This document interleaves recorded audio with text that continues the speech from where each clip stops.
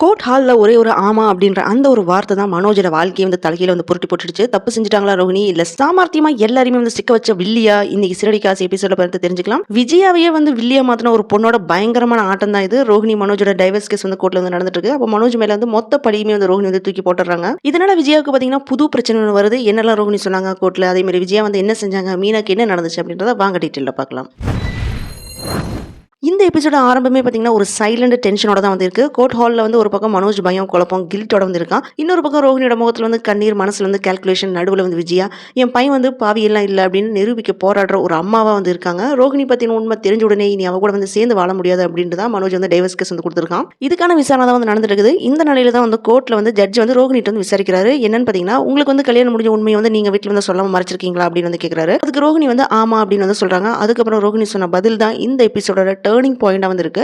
ஆமா, ஆனா அது என்னோட டிசிஷன் இல்ல, ஆனா அதை வந்து செய்ய சொன்னது என்னோட புருஷன் மனோஜ் தான் அப்படின்னு சொல்றோம். அந்த ஒரு லைன் மனோஜோட ஃபேமிலிக்கு மட்டும் இல்ல, நமக்கே வந்து ஷாக்கிங்கா தான் வந்து இருந்துச்சு. அவருக்கு ஆல்ரெடி என்னை பத்தி எல்லாமே தெரியும், ஆனா வீட்டுல சொன்னா கல்யாணத்துக்கு வந்து ஒத்துக்க மாட்டாங்க அப்படின்ட்டு அவர் தான் வந்து எனக்கு கல்யாணம் முடிஞ்ச விஷயத்தை வந்து சொல்ல வேண்டாம் அப்படின்னு சொன்னாரு அப்படின்னு வந்து சொல்றாங்க. அதனாலதான் நான் குடும்பத்துல வந்து எதையுமே சொல்லல அப்படின்ட்டு புது குண்டை வந்து தூக்கி போடுறாங்க. இப்ப மொத்த பழியுமே ஒரு நிமிஷத்துல மனோஜ் மேல வந்து போயிடுச்சு. இது கொஞ்சம் கூட வந்து எக்ஸ்பெக்ட் பண்ணாத மொத்த குடும்பமே வந்து அதிர்ச்சியில் அப்படியே வந்து நிக்கிறாங்க. அப்ப விஜய் வந்து என்ன சொல்றாங்க பாத்தீங்கன்னா, என் பையனுக்கு வந்து எதுவுமே தெரியாது, இவன் தான் வந்து ஏமாத்துற அப்படின்னு வந்து கத்துறாங்க. அம்மாவோட குரல்ல பாத்தீங்கன்னா கோவம் கிடையாது, அதிர்ச்சி, பயம், அவமானம் மட்டும்தான் வந்திருக்கு.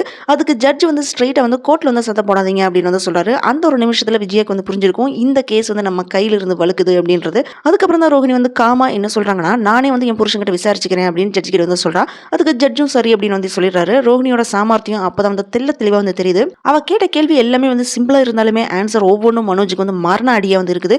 உங்களுக்கு என்னோட உண்மையான பேர் கல்யாணின்னு தெரியும் தானே அப்படின்னு வந்து கேட்கறா. நான் உங்ககிட்ட சொல்லியிருக்கேன் தானே அப்படின்னு வந்து சொல்றா. அப்ப மனோஜும் ஆமா அப்படின்னு வந்து சொல்றான். எனக்கு ஆல்ரெடி ஒரு பையன் இருக்கான், அவனோட பேர் கிருஷ் அப்படின்னு நான் உங்ககிட்ட சொல்லியிருக்கேன் தானே அப்படின்னு வந்து கேட்கறா. அதுக்கும் அவன் வந்து ஆமா அப்படின்னு வந்து சொல்றான். அந்த ஆமா அப்படின்றது தான் அவன் கோர்ட்ல வந்து சிக்க வைக்குது.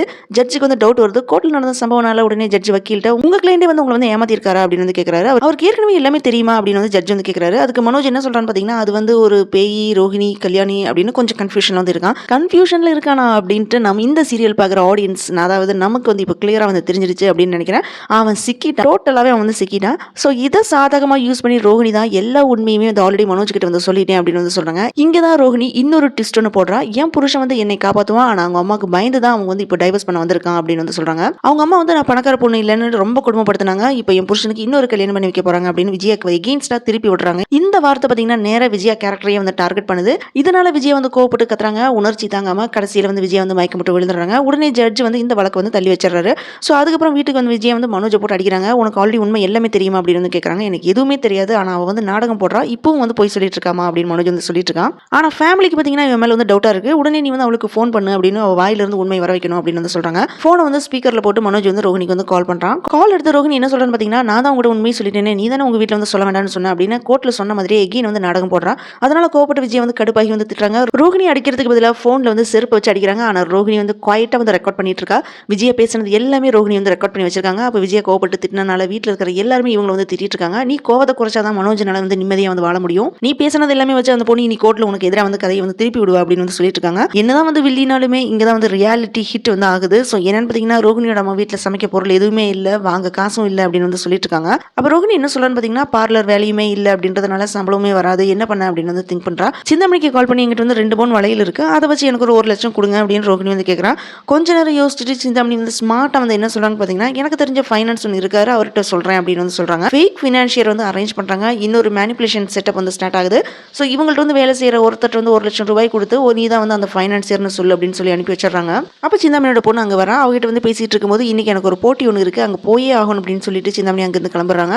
இந்த எபிசோட் வந்து நமக்கு ஒரே ஒரு விஷயத்தை வந்து சொல்லுது. அது என்னன்னு பார்த்தீங்கன்னா, ரோஹிணி வந்து என்னதான் வந்து தப்பா இருந்தாலுமே அவளோட புத்திசாலித்தனம் மனோஜோட பலவீனத்தை வந்து எக்ஸ்போஸ் பண்ணிடுச்சு. விஜயோட கோவம் தான் வந்து அவங்களை வந்து சிக்க வைக்குது. ஒரே ஃபோன் கால் தான், ஒரு சீக்ரெட் ரெக்கார்டிங், அந்த ஒரு ஆடியோ தான் கோர்ட்ல வந்து விஜயா வந்து வில்லியா வந்து மாற்ற போகுதா, இல்லை மனோஜ் வந்து உண்மையிலுமே வந்து இன்னசென்டா, பணம் இல்லாத ரோஹிணி இப்போ 1 லட்சத்துக்காக வந்து போட்டுட்டு இருக்கு. இந்த புதிய சூது வந்து யார் வந்து சிக்க வைக்க போகுது, அடுத்த எபிசோட்ல வந்து உண்மை வெளியில வருமா, இல்லை பெரிய புயல் தான் வந்து வரப்போகுதா, சிந்தாமணி செட்டப்ல வந்து ரோஹிணி வந்து என்ன பிளான் பண்ண போறா, சீரியல் பார்த்தீங்கன்னா ஃபுல் ஃபயர்ல தான் வந்து போயிட்டு இருக்கு. இனி வர எபிசோட் எல்லாமே வந்து பத்திக்க போகுது அப்படின்னு நினைக்கிறேன். Thanks for joining with me. இந்த வீடியோ உங்களுக்கு பிடிச்சிருக்கும் நம்புறேன். இந்த வீடியோக்கு லைக் பண்ணுங்க, ஷேர் பண்ணுங்க, சப்ஸ்கிரைப் பண்ணுங்க. Have a great day.